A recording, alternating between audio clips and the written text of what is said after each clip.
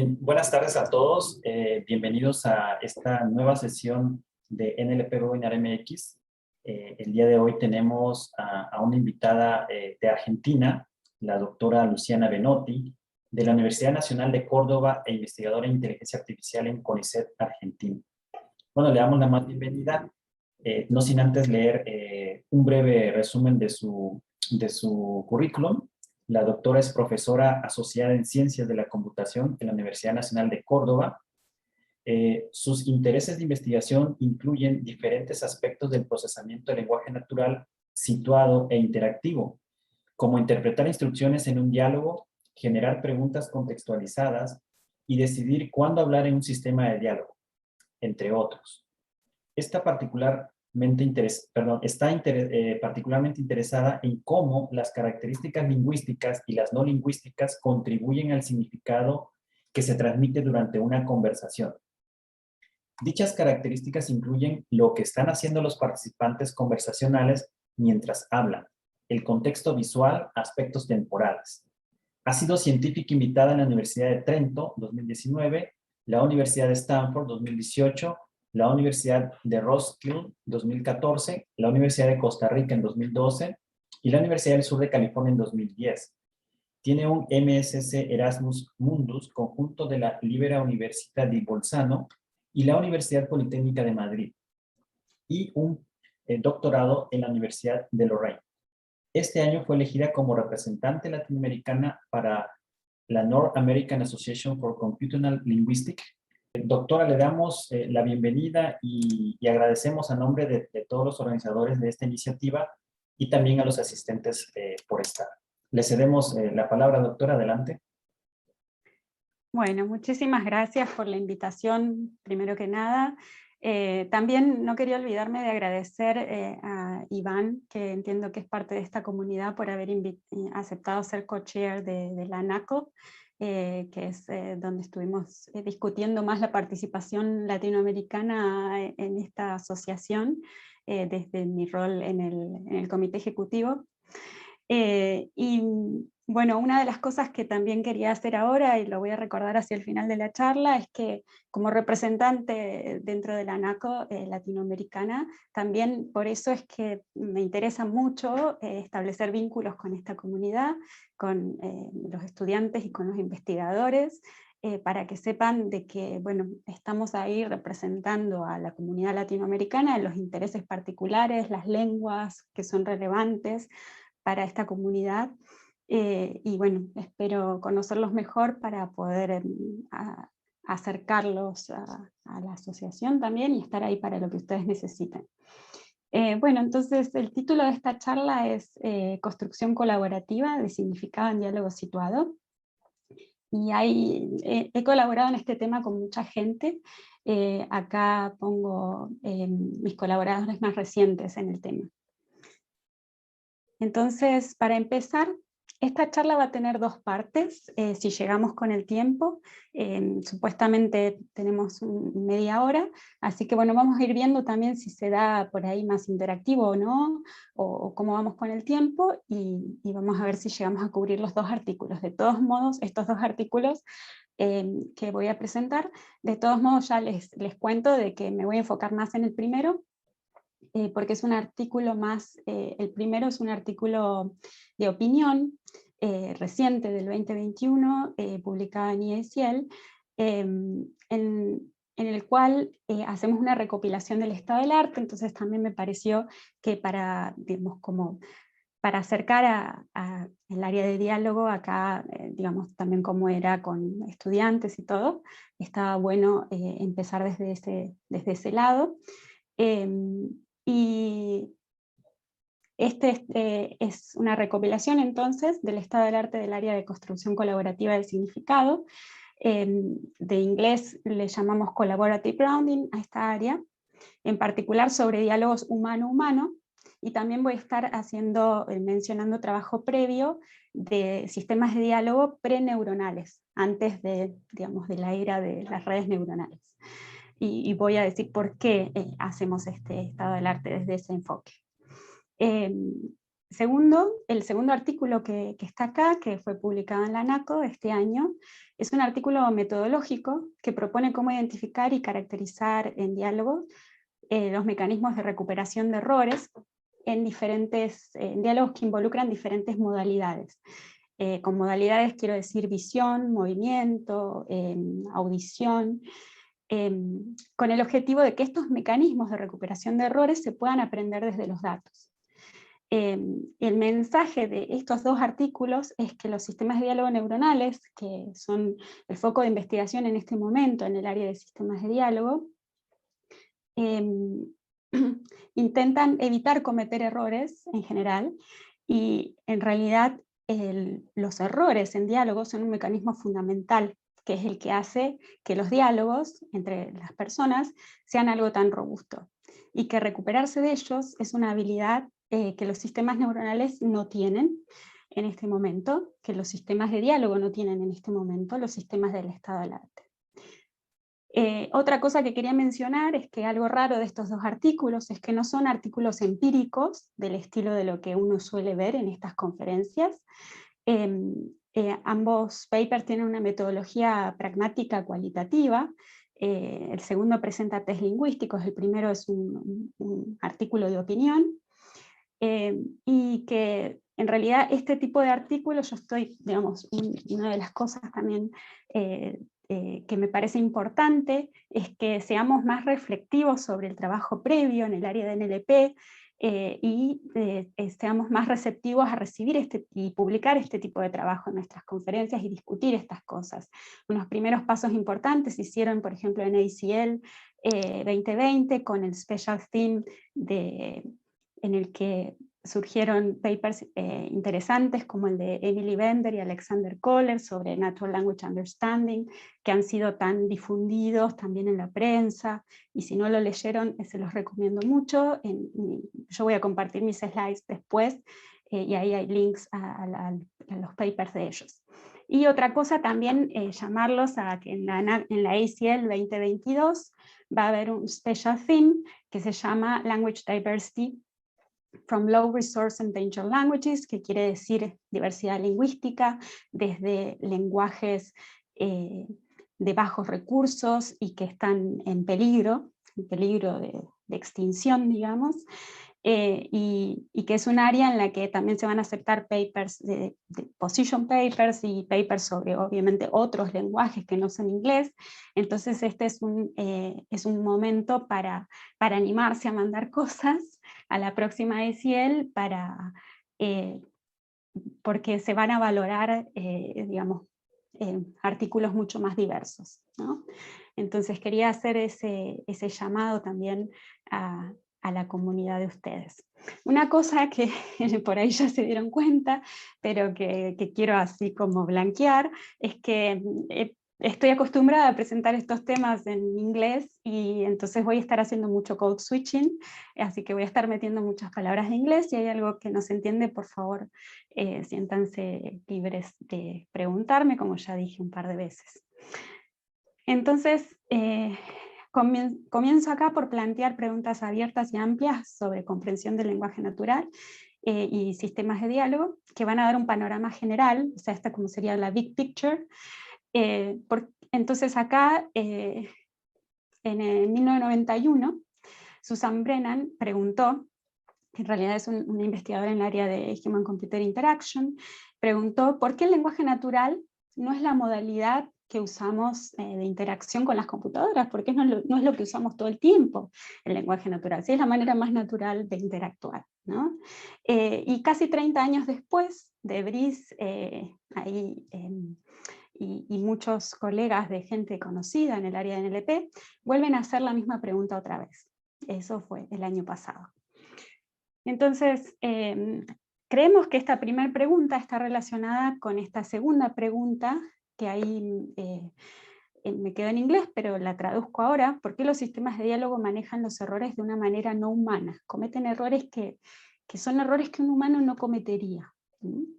Y a través de esta pregunta puente, que le llamo esta pregunta el puente azul, La pregunta de Brennan se relaciona con otra pregunta, una tercera pregunta que planteamos acá, más fundamental sobre la comprensión del lenguaje natural, que es este paper que les decía que ganó el mejor paper, el premio al mejor paper en la ACL 2020. Entonces, esta tercera pregunta surge de esto de que Emily Bender y Alexander Kohler dicen en su artículo de ACL 2020 que, y esto lo voy a leer en inglés porque es como algo más técnico, entonces, y lo voy a traducir. Human analogous natural language understanding involves mastery of the structure and use of language and the ability to ground it in the world. Entonces, lo que ellos dicen es que la comprensión del lenguaje natural necesita no solamente comprender la estructura y el uso del lenguaje, sino esto de la habilidad de nuevo surge esta palabra, de hacerle grounding y ahí de nuevo estoy haciendo code switching, en el mundo, ¿no? De relacionar el lenguaje con el mundo. Entonces, en este artículo lo que nosotros nos preguntamos es qué significa esta habilidad de relacionar el lenguaje con el mundo. Lo que argumentamos en el paper es que esta habilidad de grounding que involucra linkear el lenguaje con el mundo, es necesariamente colaborativa, y es que el significado se construye colaborativamente durante el diálogo. Si bien una parte del lenguaje se trata de convenciones del significado de las cosas, otra gran parte se trata de negociar los significados durante el diálogo. En nuestro trabajo exploramos esta segunda parte, que en inglés les dije que se llama Collaborative Grounding, y por eso sostenemos que la habilidad de recuperarse de errores colaborativamente es una habilidad fundamental que falta en estos sistemas actuales, en estos sistemas de diálogo. Entonces ahora voy a mostrar ejemplos de sistemas del estado del arte, de sistemas de diálogo del estado del arte, y mostrando qué pasa cuando falta esta habilidad de recuperarse de errores, esta incapacidad de negociar el significado a través de la conversación. En este ejemplo, Carlos, que es una persona que está interactuando con BlenderBot, que es un chatbot desarrollado por Facebook, usando técnicas neuronales, Carlos empieza diciendo, ¿conoces a Blender? Y luego al leer la respuesta de BlenderBot, que dice, sí, lo he usado un poquito, pero no lo manejo muy bien, Carlos se da cuenta de la ambigüedad en su pregunta inicial y aclara, pero no quiero decir el software 3D, ¿no? Porque también hay un software 3D que se llama Blender. En este punto, Carlos está intentando hacer lo que en la literatura de Collaborative Grounding se conoce como un acto de grounding negativo. Un acto de grounding negativo señala que algo se debe negociar colaborativamente antes de poder seguir con el siguiente tema de conversación. BlenderBot contesta ya veo, que es un acto de grounding positivo, le llamamos en la literatura. Esto nos hace pensar que está manejando el error como lo haría un humano. Y hasta agrega, sí, lo conozco un poquito, ¿qué te gusta hacer con él? ¿Cómo nos sentimos con esta respuesta? En este punto podríamos decir, esto es como una respuesta un poco chistosa, sarcástica, porque BlenderBot es en realidad lo que se refiere Carlos con Blender, y está hablando de sí mismo. Como Emily y Alexander dicen frecuentemente, Emily Bender y Alexander Kohler, dicen los humanos somos muy buenos atribuyendo intenciones al lenguaje, aunque no las haya.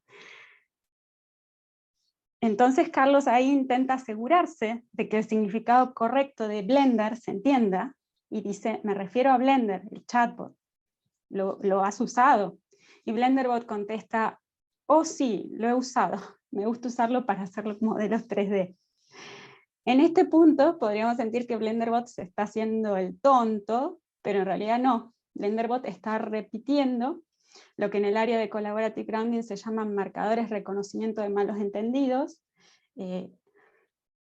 Estos marcadores indican que hubo un error, y los está mostrando, porque los ha visto en sus datos de entrenamiento. BlenderBot está entrenado sobre datos muy grandes de la red social Reddit, Y estos marcadores que son como oh, I see, oh, lo veo, o oh, sí, oh, yes, nos hacen pensar que el error se manejó correctamente.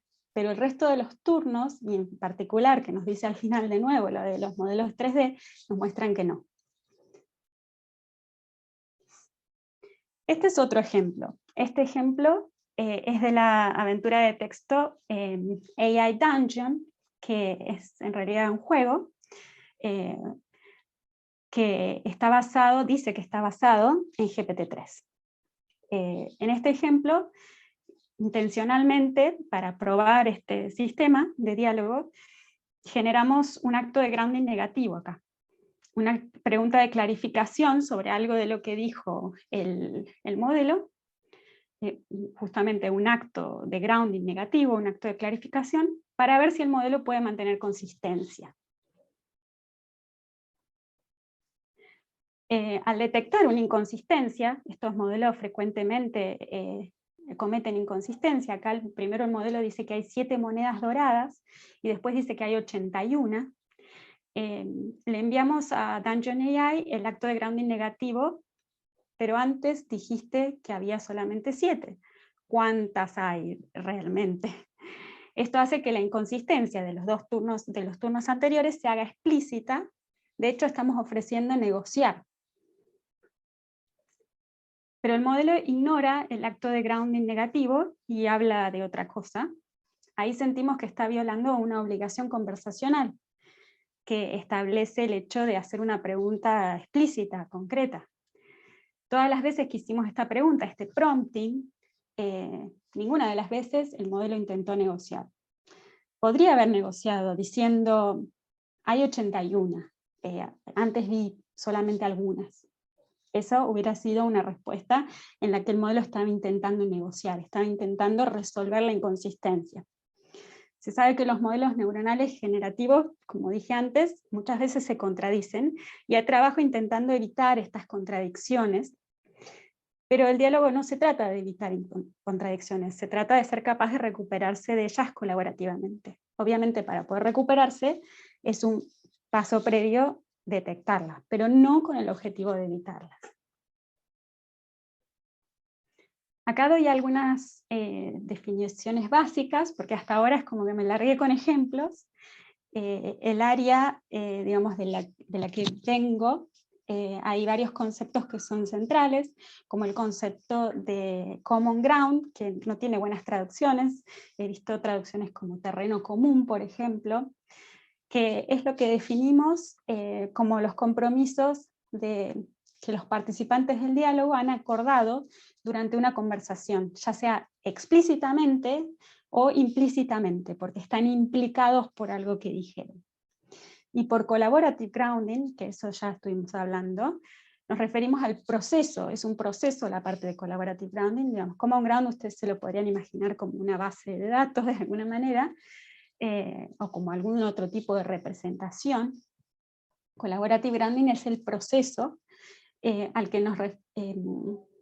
de buscar y proveer evidencia incremental de entendimiento mutuo que se construye, que se hace a través del diálogo. Consideramos, digamos, lo que estoy hablando acá, es de grounding colaborativo. También existe el grounding perceptual, por ejemplo, el área de grounding de lenguaje en visión. Nosotros consideramos que estas dos áreas son separadas, pero relacionadas. Como dice David DeBolt en uno de sus papers, las atribuciones humanas de significado, o sea, nosotros también sostenemos que el significado está asociado, no está asociado a percepciones precisas y a memoria perfecta, porque los humanos no las tenemos, no tenemos memoria perfecta, ni somos precisos en la forma que percibimos las cosas, ni percibimos las cosas de la misma manera. Por ejemplo, cuando alguien tiene una discusión de si algo es azul o si es negro, o incluso cuando tenemos distintas formas de percibir colores como el daltonismo, por ejemplo, bueno, la percepción de distintas personas es diferente. en lo que se basa la atribución de significado es en un proceso colaborativo, este proceso que se define en el área como, que se llama en el área como collaborative grounding, en el que los hablantes coordinan las memorias perceptuales que tienen, por eso es que estas dos áreas interactúan, y coordinan su common ground con otros miembros de la comunidad. Una relación también con otra área es con el área de adquisición del lenguaje. Acá en el área de adquisición del lenguaje, por ejemplo, Eve Clark, que es una investigadora de esta área muy conocida, argumenta que el collaborative grounding es una forma que se usa para poner una nueva palabra, por ejemplo, en el centro de lo que se llama la atención conjunta, la joint attention, de un bebé y la persona que lo está cuidando. Entonces, the joint attention es una parte, esta atención conjunta es una parte del common ground que está actualmente bajo discusión en un diálogo, por ejemplo, y también tiene parte de otras modalidades, como de visión, lo que estamos mirando conjuntamente mientras hablamos y hacemos algo colaborativamente.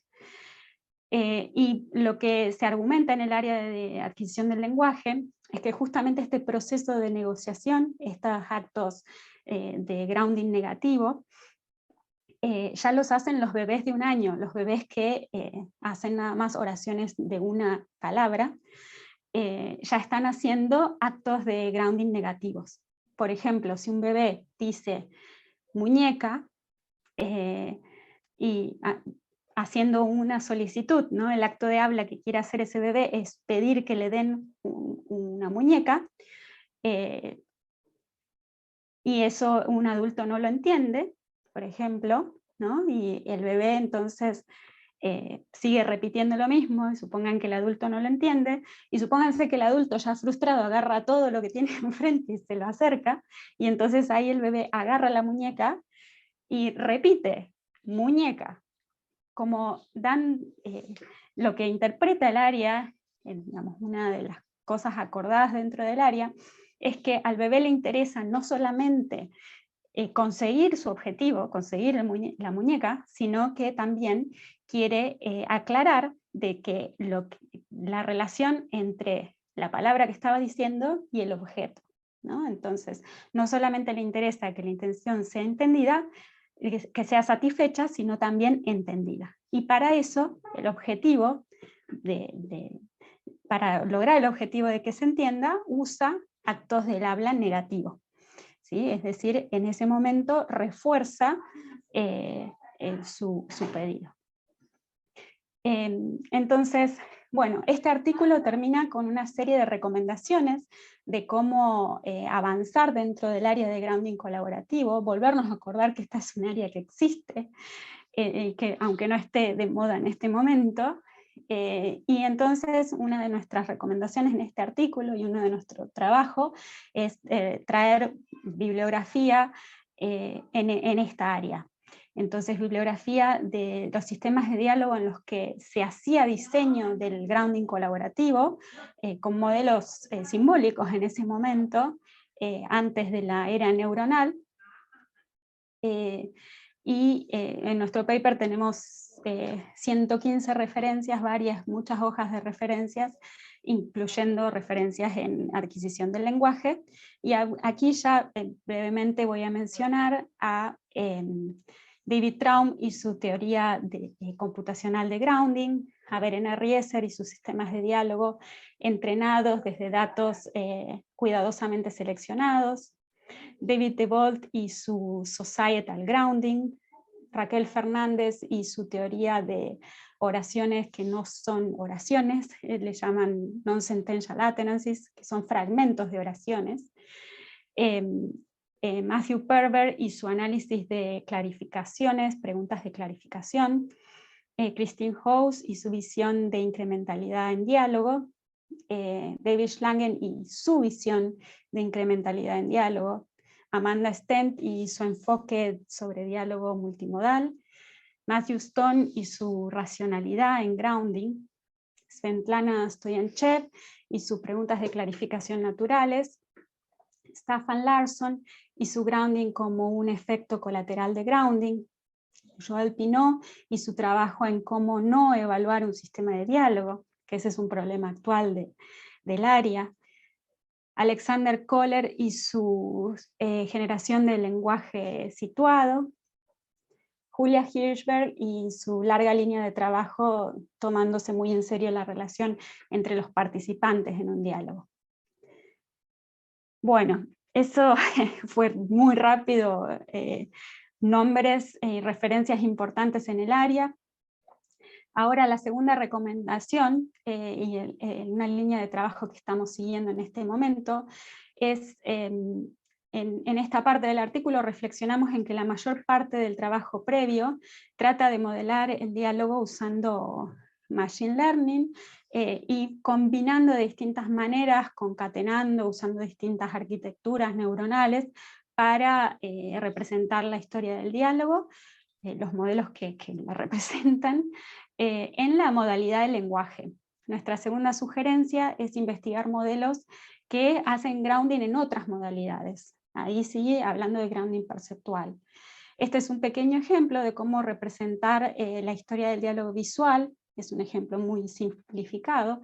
Cada respuesta a una pregunta puede verse como que está modificando el input visual, ¿no? Si estamos haciendo este diálogo relacionado con esta imagen que tenemos acá de estas frutas, y estamos tratando de identificar un objeto dentro de esa imagen, en este caso sería el objeto, María está tratando de adivinar cuál es el objeto que John tiene en mente, que es el objeto que está marcado en verde ahí.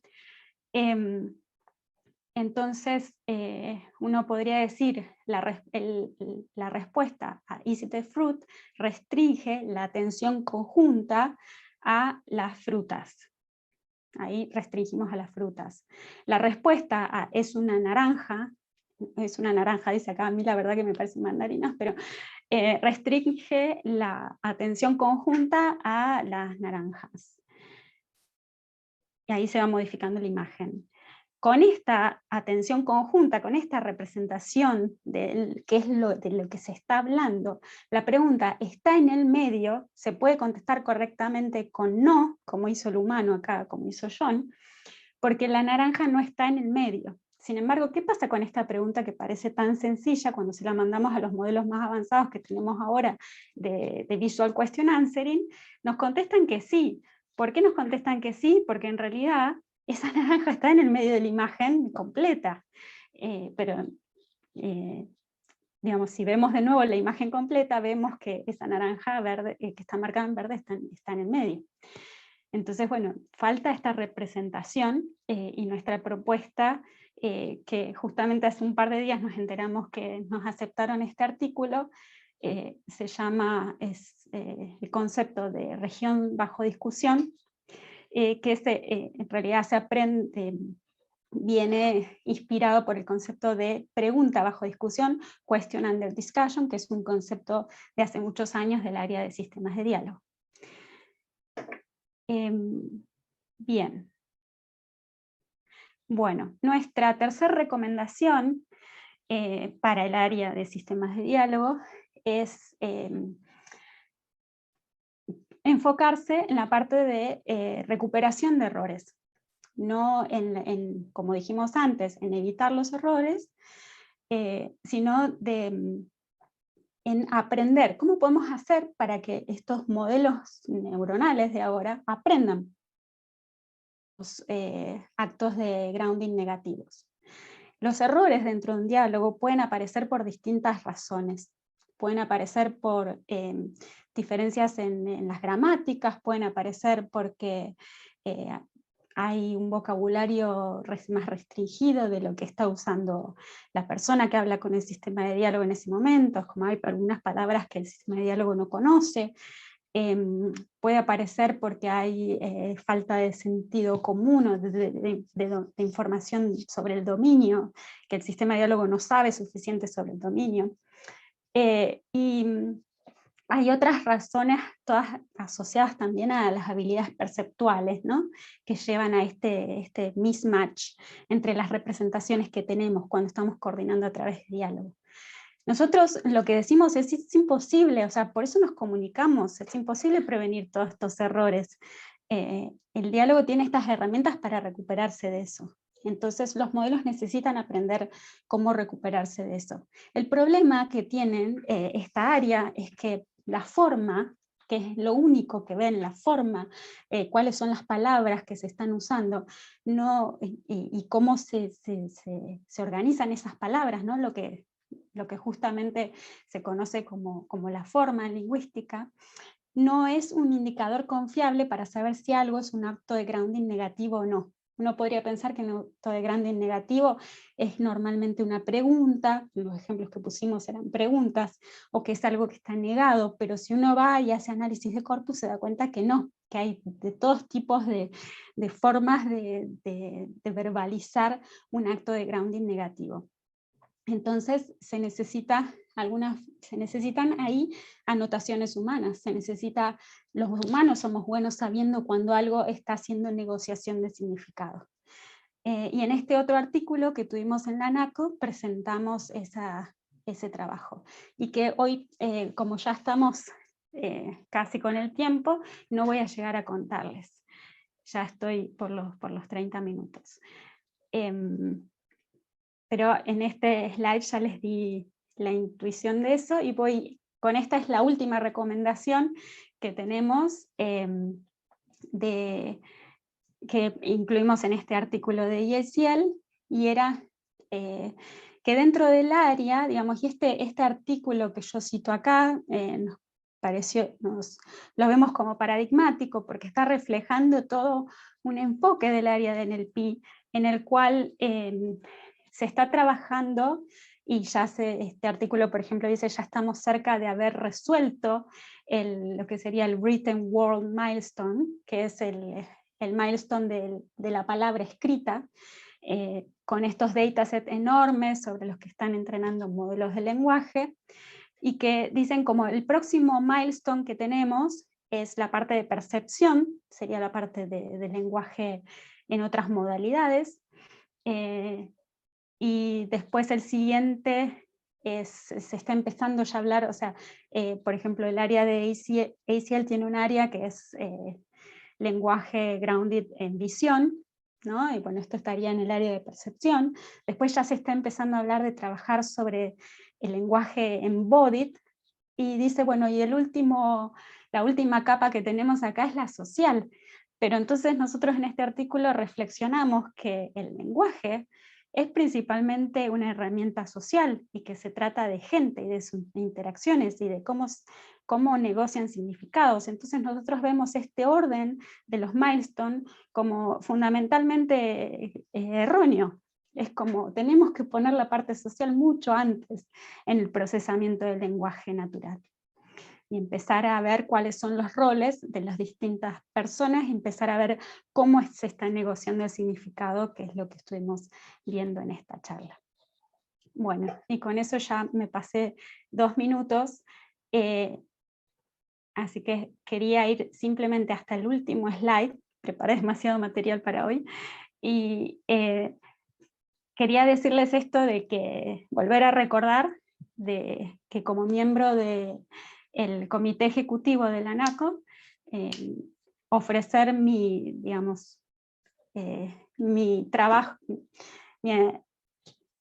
mi servicio a esta comunidad, y no sé si les interesa participar de conferencias, también estoy como Diversity and Inclusion Chair Advisor en la próxima NACO, y como tutorial chair, y estoy incentivando para ver si viene algún tutorial propuesto ahí por parte de su comunidad, con Iván, con Jimena, así que, bueno, eso. Muchas gracias, doctora. Quería invitarla, no sé si quisiera platicar un poquito más sobre esto del ACL o del ACL, para nuestros estudiantes, ¿no? Que muchos quizás no estén tan cercanos, ¿no? De qué se trata esto, ¿no? Sí, yo creo que definitivamente es una muy buena experiencia ir a una de estas conferencias internacionales para entender, para conocer gente y para, digamos, si les interesa este área, para irse familiarizando con cuáles son las distintas áreas que existen, y en particular, bueno, en la virtualidad ha sido mucho más fácil, más accesible participar de estas conferencias. También hay mucho, yo recién mencioné lo que es Diversity and Inclusion, eso es un comité dentro de estas conferencias que intenta aumentar la participación de personas que normalmente están poco representadas. O sea, sabemos que en NACO hay muy poca, por más de que NACO se llama North American, representa a toda América, eso es algo que no se conoce por ahí, representa también a Latinoamérica y al Caribe, porque estas regiones no tenemos un capítulo de la Asociación de Lingüística Computacional, pero en realidad en las conferencias participa muy poca gente de Latinoamérica. O sea, con 2000 participantes a veces tenemos 50 con suerte de Latinoamérica. Y realmente, digamos, es importante que desde distintas regiones geográficas, de personas que hablamos distintos idiomas, distintos registros de esos idiomas, por más que hablemos español, tenemos españoles diferentes, ¿no? Y que participemos en el desarrollo de esta tecnología del lenguaje que cada vez se está usando para más cosas, y realmente es una comunidad que si bien en este momento está muy desbalanceada, hay herramientas para participar de estas conferencias dentro de ACL, en particular ahora junto con IMNLP, que va a ser una conferencia híbrida, o sea, se va a poder participar también de forma remota, van a tener también becas de viaje para personas que quieran participar también de forma presencial, y esto se está promocionando de que existan más, y hay una asociación, una comunidad dentro de la ACL que se llama YNLP, que es Widening Access, como ampliando el acceso al procesamiento del lenguaje natural, que siempre consigue muchos fondos para atraer estudiantes. Entonces, digamos, estaría bueno que investiguen un poquito de estas cosas, o que se metan en las páginas de las conferencias, en las páginas web de las conferencias. Yo puedo agregar aquí links al final de mi presentación, links a las páginas web de las conferencias para que, y a la página web de YNLP, por ejemplo, para que se animen a aplicar a becas de viaje, o a participar de forma virtual, o como cada uno pueda. Muchas gracias, doctora.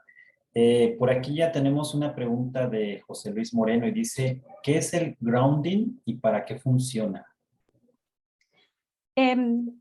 Bueno, dentro del área digamos, de lingüística computacional, grounding digamos, hay dos áreas que mostré hoy. A ver, voy a volver un poquito para atrás.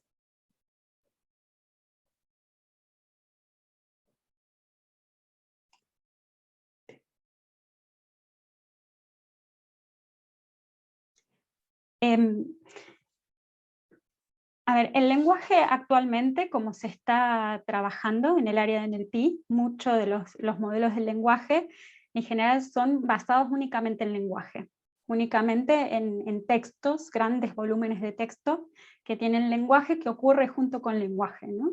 Tenemos mucho discurso, le llamaríamos, mucho texto, imagínense.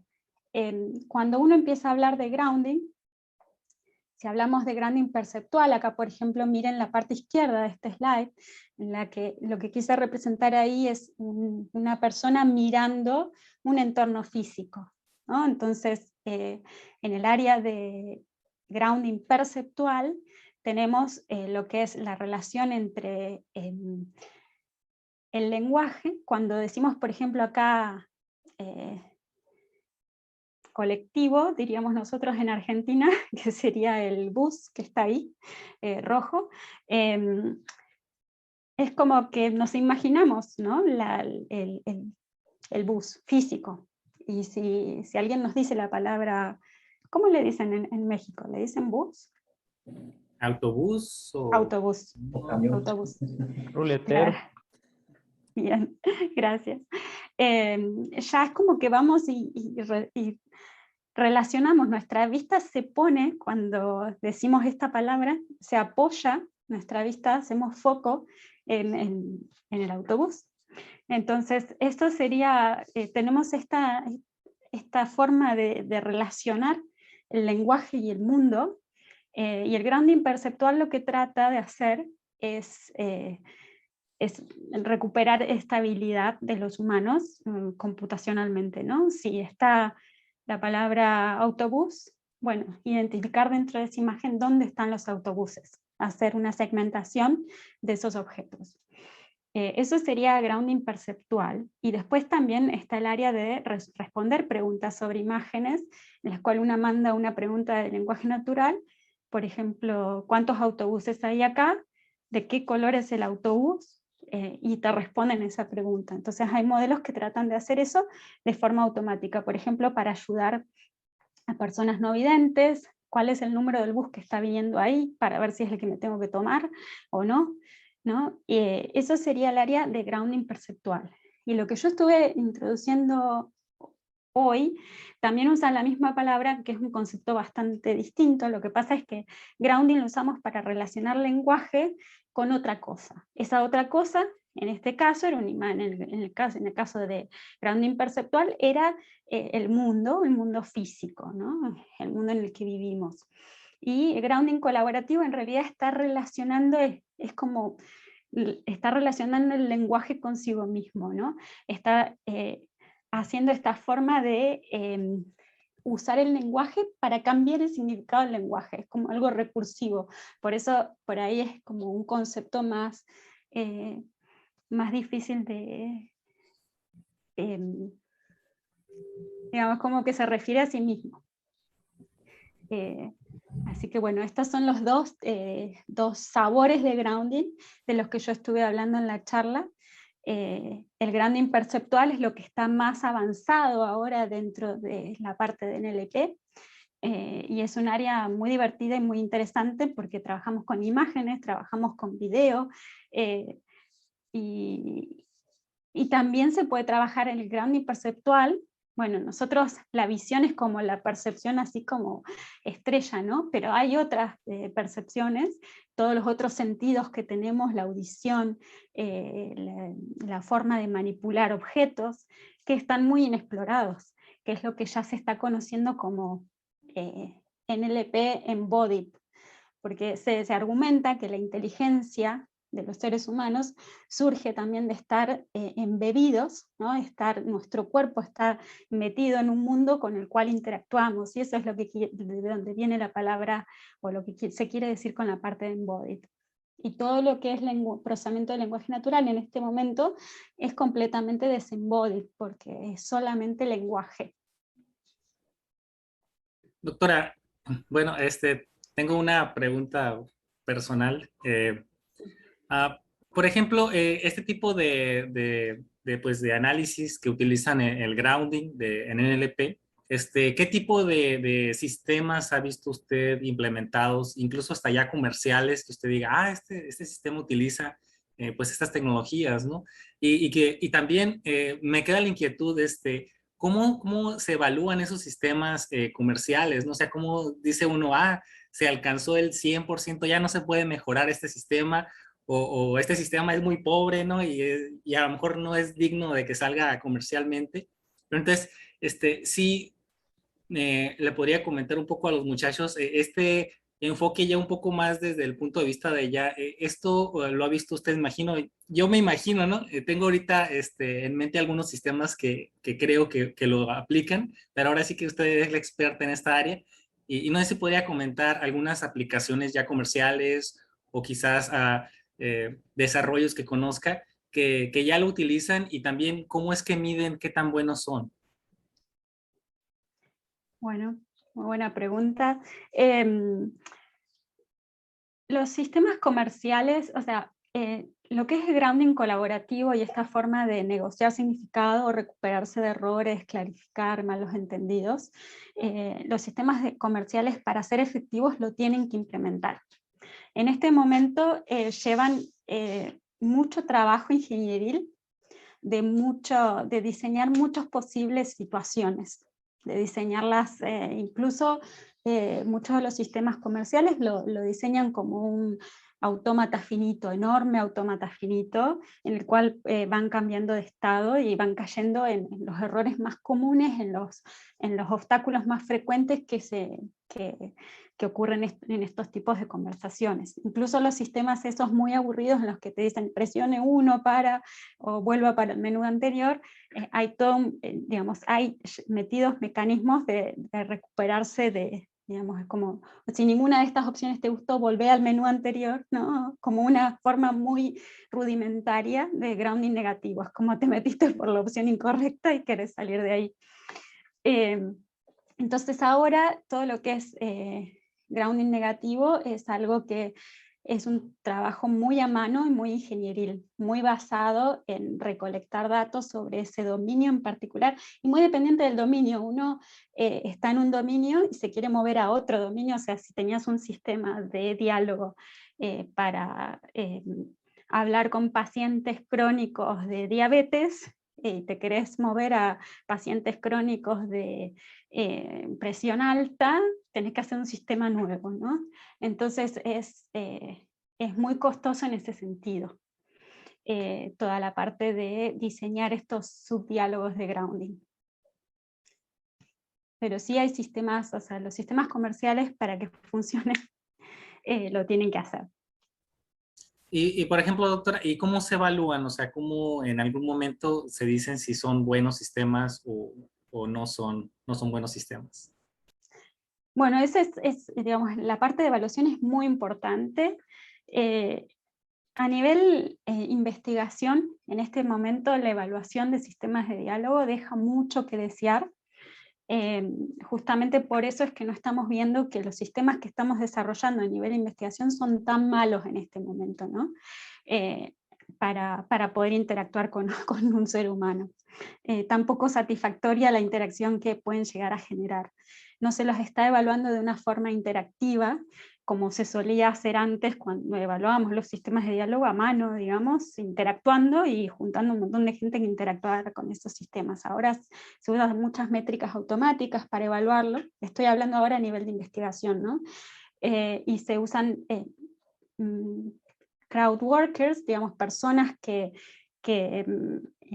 interactúan, digamos, ven nada más una oración que se le mandó al sistema, cómo el sistema respondió y dice si eso fue natural, no fue natural, fue adecuado, ¿no? Y esta es como la evaluación humana que se está haciendo ahora de los sistemas de diálogo a nivel de investigación. Ahora cuando nos vamos a la industria es una historia completamente diferente, porque ahí es la cara de la empresa la que está en juego, entonces hay una inversión mucho más grande, dependiendo de los recursos de la empresa, pero en el sentido de hacer evaluaciones que tengan más que ver con la satisfacción del usuario real. Y ahí lo que, digamos, lo que se hace es justamente usar técnicas de interacción en las cuales se exploran todas estas posibles rutas en las que las cosas pueden fallar y se van resolviendo esos errores cambiando el diseño del sistema. Pero como que todo lo que es sistema comercial está muy lejos de lo que se está investigando ahora en sistemas de diálogo, también porque los sistemas de diálogo en este momento están basados en modelos del lenguaje generativo que no puedes predecir qué va a generar, que puede generar información ofensiva, que puede generar cosas peligrosas. Por ejemplo, uno dice, bueno, ¿cuán dañino puede ser una respuesta sí? ¿No? Una respuesta sí, no es lenguaje ofensivo, ¿a quién puede ofender? Pero si lo que venía antes es, ¿crees que me tengo que suicidar? Y la respuesta es sí, ¿no? Es como ya algo tan algo que no parece que fuera ningún problema, empieza a ser un problema. Entonces realmente toda la parte ética de los sistemas de diálogo neuronales es muy preocupante en este momento. Así que esperamos que no los pongan pronto en producción. Ok, muchas gracias, doctora. De nada. Bueno, de la transmisión de YouTube comenta Emilio Sánchez que una excelente charla. Aquí en Zoom, Francisco Alberto dice, es una forma de orientar a una persona desde diferente perspectiva, y yo creo que se referiría a lo de grounding, ¿no? Sí, claro. Ajá. Perdón, sí. ¿Ibas a agregar algo más? O si tenía alguien más preguntas, adelante. Sí, hola, ¿qué tal? Buenas tardes. Yo tengo una. Adelante. Hola, Lucena. Hola, Lucena. Buenas Hola, ¿qué tardes. tal? Soy Iván. Iván, ¿qué tal? ¿Qué tal? Bien.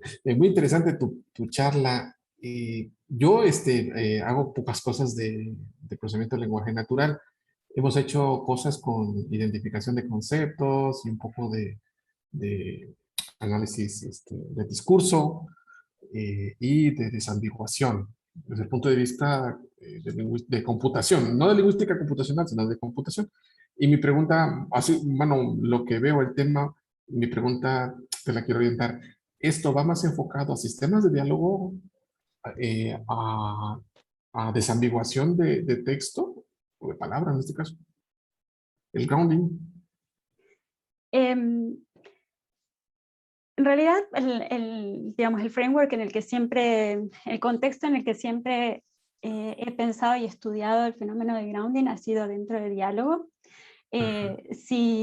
Digamos, si me preguntas si yo opino que también tendría un impacto sobre discurso, mi respuesta sería sí, porque es como que yo veo, digamos, los que trabajamos en diálogo somos bastante fan de diálogo, y la parte de, digamos, la mayor parte del lenguaje que se produce en el mundo es en diálogos, ¿no? Lo que pasa es que es de lo que menos queda registro. Ahora hay mucho más registro porque todos interactuamos a través de estas pantallas, pero en general el registro que se hacía era más de lo que se conoce como discurso, como noticias, ese tipo de textos, libros, ¿no? Eso es lo que Sí, queda textos más un poco registro. más grandes, textos largos, Sí. un poco más grandes. Exactamente. Entonces, pero el lenguaje surge en los seres humanos a través del diálogo, a través de la conversación, y después evoluciona hacia lo que sería el discurso, hacia estos textos más largos, ¿no? Entonces, digamos, mi intuición es que para poder ir a trabajar en esta, digamos, en realmente tener representaciones que entiendan, que relacionen el lenguaje así con el mundo real, como decíamos, a través del grounding perceptual, también necesitamos, digamos, también el grounding colaborativo va a cumplir un rol en discurso. No es algo en lo que yo haya trabajado tanto, pero sí lo puedo ver, por ejemplo, con el tema de cuando, por ejemplo, en respuesta de preguntas de discurso, si uno le haría una pregunta a un modelo, digamos, si un modelo si queremos hacer interpretación de preguntas sobre discurso y se hace una pregunta, la respuesta vendría de ese discurso, uno después podría pensar en tener interpretabilidad de por qué el modelo dio una respuesta particular, pensándolo desde el punto de vista de grounding colaborativo, ¿no? Ir a pensar en la explicabilidad del modelo, pensándolo desde la parte de negociación de significado. No sé si era en esa dirección lo que decías con respecto a ambigüedad léxica. Sí, es que aquí me suena, ajá. Digo yo, quiero imaginarme cómo es que podemos llegar a hacer grounding nosotros, analizando discurso, ¿no? Nosotros en algún momento, creo que eso ya cae en los modelos neuronales que decías que me ibas a abordar, que me ibas a discutir. En análisis de texto empezamos a trabajar sobre representaciones de word embeddings, y un estudiante hizo un chatbot, lo alimentó con con textos de este foro, ¿cómo se llama? De programación. Hay un foro de programación. No me acuerdo ahora. Stack Overflow, no. Stack Overflow, Ah, sí. Lo alimentó con muchos textos y pudo desarrollar un chatbot. Claro, el texto era muy poco para obtener respuestas, digamos, suficientemente válidas. Le faltó. Pero era un chatbot, al final de cuentas. De hecho, lo echamos a andar, lo echó a andar, lo probamos. Y más o menos te respondía cosas cercanas a lo que uno le preguntaba, ¿no? Eh, pero a lo que voy fue que surgió a partir de una representación de Word Embeddings. Estaba representando un conjunto de texto. O sea, no lo alimentó con diálogos, sino con texto. Es lo, digamos, lo que quiero ver ahora mismo es, quiero a pensar que más o menos por ahí va la idea. No sé si es otro tema.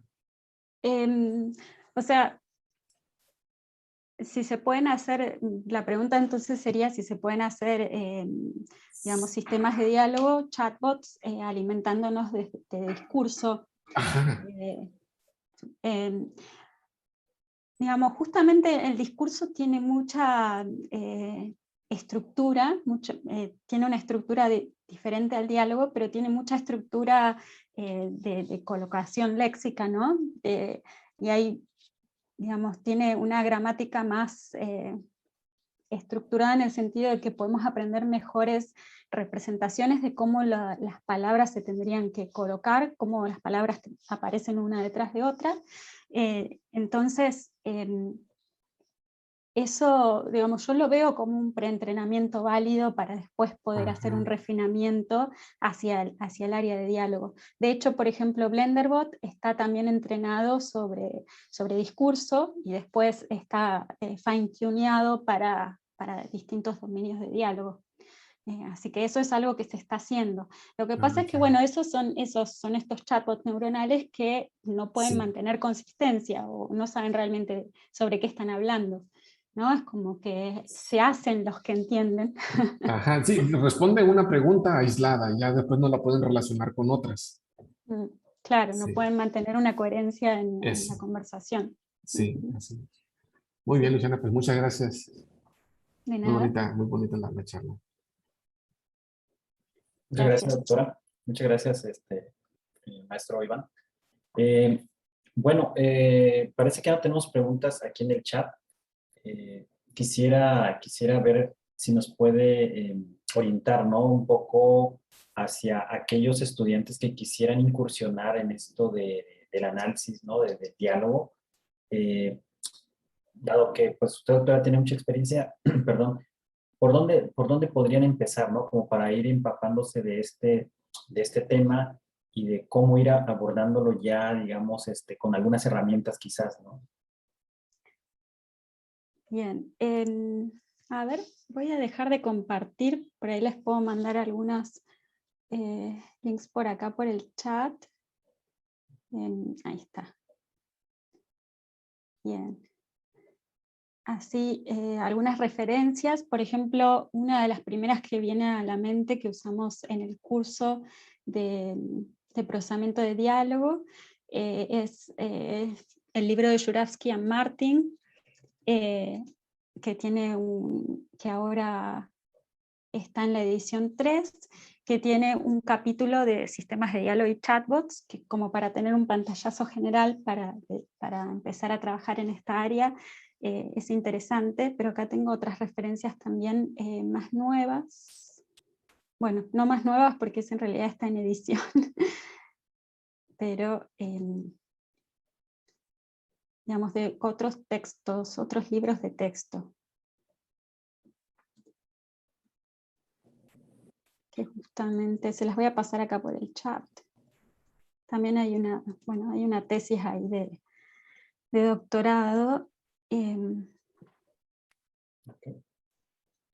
Hay varios libros, algunos más viejos, otros más nuevos. Por ejemplo, de McTeer, que tiene un libro actual ahora. El libro de Jurafsky and Martin se llama Speech and Language Processing. Y si no me equivoco es el capítulo 24, creo. Es uno de los últimos capítulos, el de chatbots y sistemas de diálogo. Y acá les paso el link. El libro este está disponible públicamente, el libro de Jurafsky y Martin. Y les puedo pasar, ahí está la página del libro. También hay un framework open source, en el que en realidad, digamos, yo ahora es como que hice una visión simplificada de todo y hablé bastante en contra de los sistemas neuronales, pero en realidad hay arquitecturas híbridas, como la que implementa este framework que se llama RASA para sistemas de diálogo, que usa word embeddings, o sea, la parte léxica está basada en modelos neuronales. Para la parte de tratar de reconocer la intención en una oración dentro del diálogo, usa word embeddings. Y anda bastante bien. Una recomendación que siempre hacen en RASA es que la parte de generación no la hagan con la parte neuronal, sobre todo si es un sistema que puede llegar a ofender a alguien, digamos, si realmente les importan sus clientes.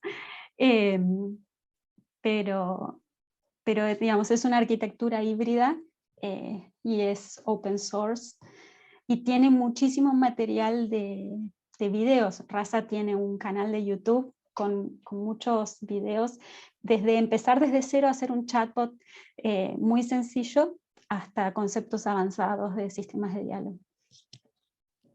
Excelente, doctora. Muchas gracias por compartirnos estos materiales. Yo creo que nos va a ser de mucha ayuda, ¿no?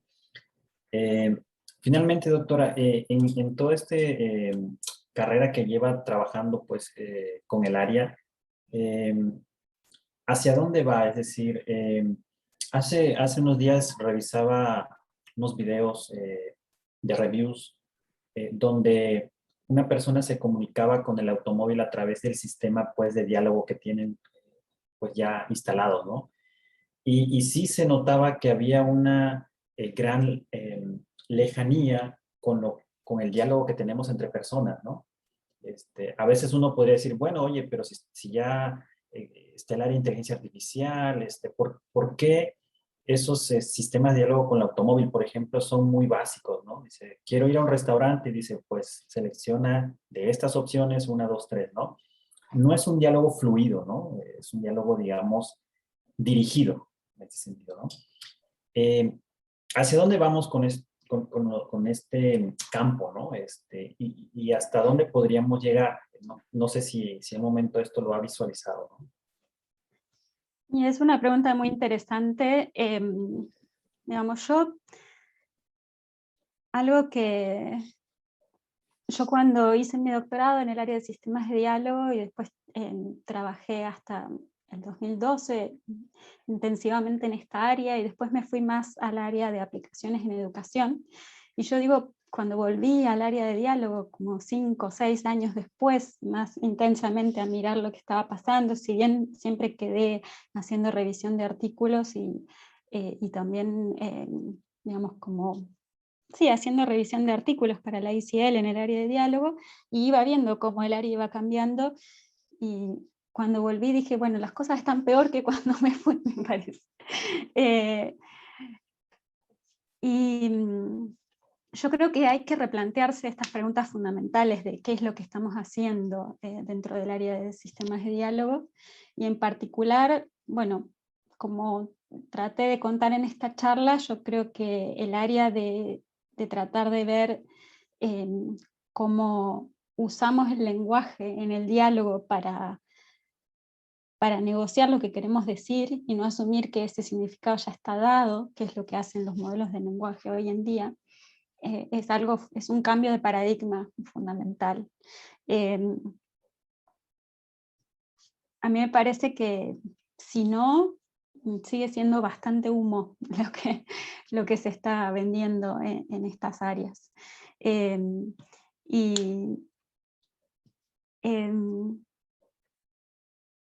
Digamos, me gustaría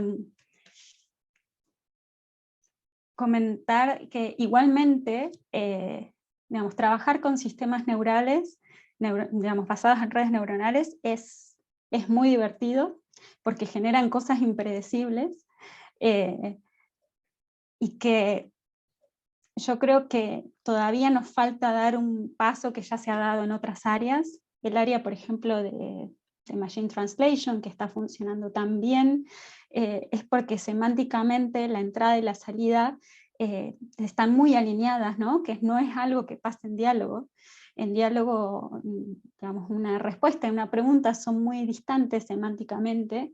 Entonces, en estas áreas que tenemos tanta distancia entre el input y el output, como es en diálogo, todavía no hemos dado el paso cualitativo en el área de NLP. Esa es mi visión. Me parece que todavía falta entender algunas cosas básicas. Muchas Antes de gracias, que las doctora. cosas puedan mejorar. De nada. Le agradecemos que haya atendido esta invitación de la iniciativa NLP Webinars y agradecemos por platicarnos lo que está trabajando y algunas perspectivas y reflexiones. Nos despedimos. En este momento dejamos de transmitir vía YouTube y agradecemos su asistencia. Esperamos verlos el próximo mes. Estén atentos ahí en las redes sociales. Muchas gracias, doctora. Muchas gracias a vos.